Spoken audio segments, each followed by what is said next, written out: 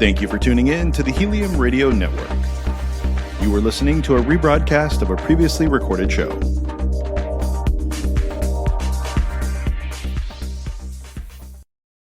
Hi, everyone, and welcome. We're live here at the Miami Book Fair. I cannot believe it, 2019, the 8th year, and I'm excited to welcome the program first. The guy who's manning the stations every year for 8 years on this stream, Life Improvement Radio, Eric Remmel. Eric, how are you? And every year we have new things to grow upon, talk about, and I'm excited about kicking it off another year live from 10 o'clock Eastern all the way a.m. till 3 p.m. Can you believe it, Eric? I know it's going to be a long day of interviews. It's going to be a lot of fun. I'm really looking forward to it. And our first two interviews have joined us for the day, so I'm excited to get started. Awesome. Fantastic. So I'm excited to welcome to the program Julian Zelizer and Kevin Kruse, authors of A History of the United States Since 1974 Fault Lines. How are you guys doing, and how are you enjoying Miami so far? We're doing great. Thanks for having us, and we're enjoying Miami a lot. It's 80 degrees here. It's a far cry from what's going on up north. I don't want to hear it because it's about 27 degrees right now in Pittsburgh, and he's out in Tampa, so I'm sure it's gorgeous there. I think in a couple years I'm going to be making it back to Miami to cover it the first year we did. So let's go specifically enough, Eric. What we're going to do is, because we have two people, we'll just go back and forth between Julian and Kevin. So I'm going to go first question to Julian. Is this the first time you have been at the book festival? Yes, this is our first trip, and it's my first trip to the Miami Book Festival. It's a pretty amazing place. You just sit in the waiting room, and you see one great author after another, and the streets are filled with booksellers. It's kind of a very impressive event. So it's great to be here. Absolutely. And Kevin, same thing for you. First time as well. Yeah, my first time as well. And again, it's phenomenal. We keep, we're here to present, but we're walking around, keep seeing people we want to go see ourselves. It's a terrific place. Yeah, from the different celebrity authors to the authors that are the best authors in the business. International, right. The best authors in the business. And that was an interesting conversation. I was talking to somebody offline, one of the publicists I work with on a regular basis, and they brought up that same thing. Hey, you know what? Those are all the books I read, are the books that are at the Miami Book Fair International. So let's go, first of all, Julian, why did you guys write this book? I like the fact of talking about the history of the United States since 1974, because when I taught U.S. history, it was to present day, but it was broken down into like 100 years. And the problem is that, you go the history of the U.S. from the 1700s to a specific time, and then the 1900s to a specific time. You really can't, hone in on specific areas. Am I right? Yeah, I mean, one reason we did it is we decided to teach this years ago as a class at Princeton, and our objective was exactly what you're saying, to start to cover the period of American history that you don't really cover in classes or in textbooks, to try to treat the years and decades since the 1970s with the same weight that people talk about the Civil War era or the New Deal era, and to figure out what would that look like. We also wanted to write a book. It's the history of our own lifetime. So it was a really interesting project to step back from the things we experienced as people and to look at it as professional historians and to try to make sense of some events that we weren't as cognizant about, and also to put into context some of the bigger developments. And finally, we felt that we wanted to understand the roots of where we are today. And today we were writing this in 2015, 2014, although we finished it more recently. But to see how are the things we're seeing in the media, seen in politics, seen in American society, where did they come from? And how did this story unfold from decades ago rather than just being a product of the last couple of years? Great point, for sure. Absolutely. Eric, any questions so far for the guys, or you want me to hit it because you know me and history? No, well, you always know I have a love of history as well, and I'm really anxious to read this book. I'm excited to read it because it's also in my lifespan as well. One of the things, I have several younger siblings who are in grade school and middle school and kind of going through that process now, and they really have lost the art of history, a lot of the different things that we learned growing up in our lifetime. How's the feedback been? Has it been well accepted for a lot of different age spans, or is it pretty much people that grew up in the 70s and 80s and in that lifetime? No, it's really been appreciated across the board. This came out of January, so we've had a lot of feedback since then, not just in terms of reviews, but in terms of ordinary people who've read it, who've taught it in their own classes, both high school and college now, or who've just read it on their own. And both Julian and I are, we're Gen X guys. We were born. I was born in '72. Julian a few years before, and so this story really is one of our lifetimes. And so we found people our age really appreciate it on that level, as it kind of covers their entire span. At the same time, though, generations older than us have really appreciated it because this is their adult life. And the ones younger than us, I think, though, are the ones who really have taken to the book because it fills in that period that they didn't get in high school, right? Most high school history courses, no matter how good you are and how hard you try, you have a limited amount of time. And if you're starting in the colonies, you're kind of, hopping and skipping through the 1960s to the present in those final weeks. And so they don't really get this period. But it's really an important period. As Julian noted, we're talking about a 45-year chunk of time. I started college in 1990, and for me, 45 years before that was the end of World War II. And that's what 1974 is now, is that it's that far back, but also that important. And so I think students at that level really want to get this history, which they haven't heard before. And you are so right about that. When I taught the class, I just covered the present in the last chapter. And that's probably at the end of the year when the kids are packing up their books. If I'm, teaching part 2, a lot of times these kids will not even get, 1 year of this, and they miss out on some specific points. So let's go ahead and talk a little bit about the specifics of the years that you guys like the best out of seven. Which decade is your favorite? I'm a huge fan of CNN's decades, where they showed the 70s, 80s, 90s on CNN. I just find it so fascinating to see all different forms of history on the CNN. I think it's called, I forget, it's CNN Through the Ages, whatever, but I'm just a gigantic fan of that. Which area, could you pick a favorite decade that you guys enjoyed covering? Well, I don't want to show favoritism towards any decade. The others might get a little jealous. But I was actually on those CNN decades show, a bunch of them. And so it was actually interesting to do that and think of the way we did the book, where we were able to go into a lot more depth and to connect the dots between the decades. So, look, I would say, personally, I love the 70s. I just think a lot happened in that decade that you see the roots of what's going on today, from changes in the American economy to the real beginning of the end of the Cold War. You can start to see some of the fragilities of that era, to new social movements from conservatism to feminism taking form. I love studying that decade.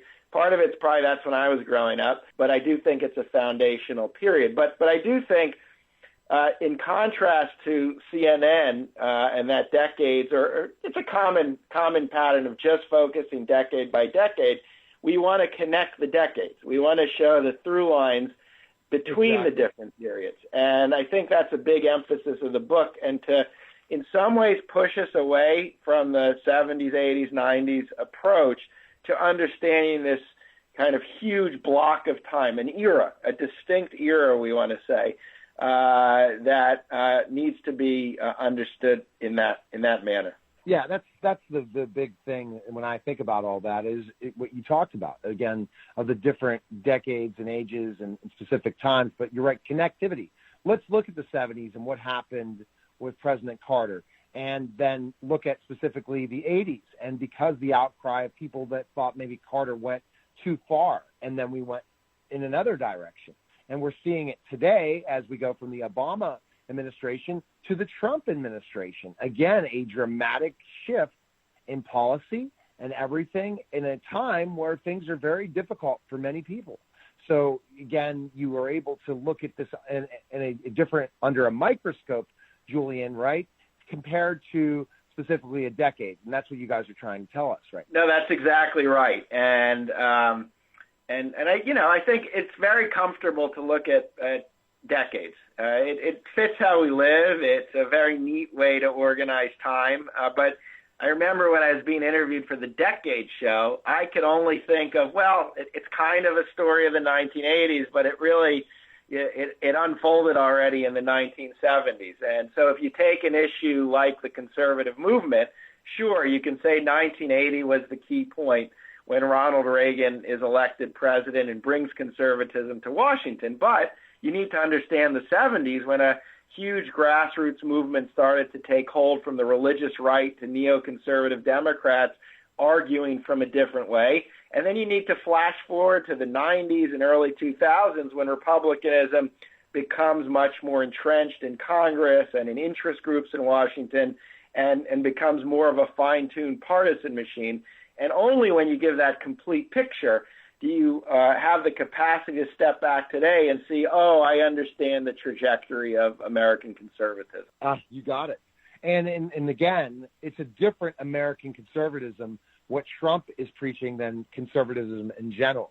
And would you guys agree completely about that? And Eric, you jump in any time you can, but what are your thoughts? Yeah, they're definitely, I mean, I think it's one of the lessons of the book, and that really comes into focus today, but really is true throughout this period, is that there's not just a conservatism, right? There are conservatisms, and there are competing strands within that Republican coalition.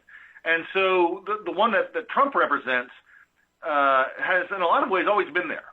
It's largely been a minor note, though. And so if you look at, say, an issue like immigration, right, there have always been the kind of immigration hardliners, but that was a minor note. That wasn't Ronald Reagan's stance. If you look at the 1980 primary, there's a great debate between Ronald Reagan and his primary challenger, then later Vice President George H.W. Bush, where they're both bending over backwards to show who can be more receptive to immigrants. Reagan pushes through in 1986 an immigration reform, which includes amnesty, something that would have been completely verboten today in the Republican Party. George W. Bush tries to push through a similar program in 2006, but he fails. There's a minor current in the party building up, which had really gained traction through the 90s with people like Governor Pete Wilson in California, but also people like presidential candidate Pat Buchanan, who rode hard in 1992. But they've both been kind of a minor note in the party. But by 2006, they're starting to that support for immigration restriction is really starting to overtake the traditional voice in the party for immigration reform, and George W. Bush loses.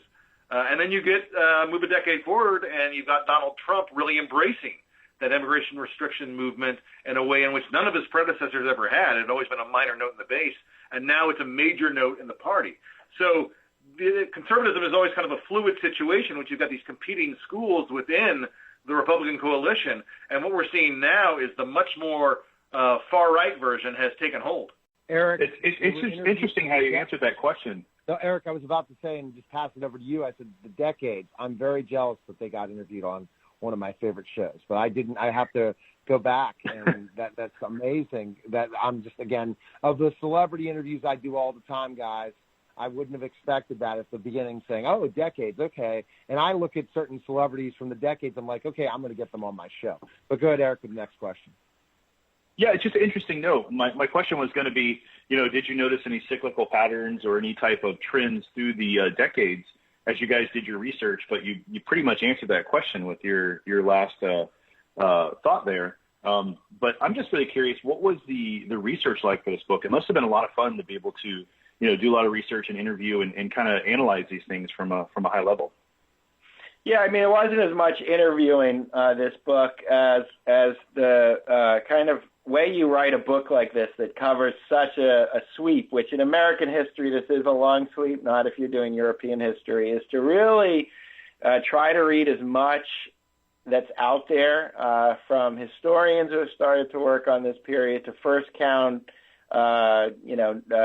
not diaries, but memoirs of the period, to what journalists have been writing about, and just to read all of it, combined with, while we were teaching the class, looking at, actual television archives and newspaper archives and putting all that together into a story. It was tough.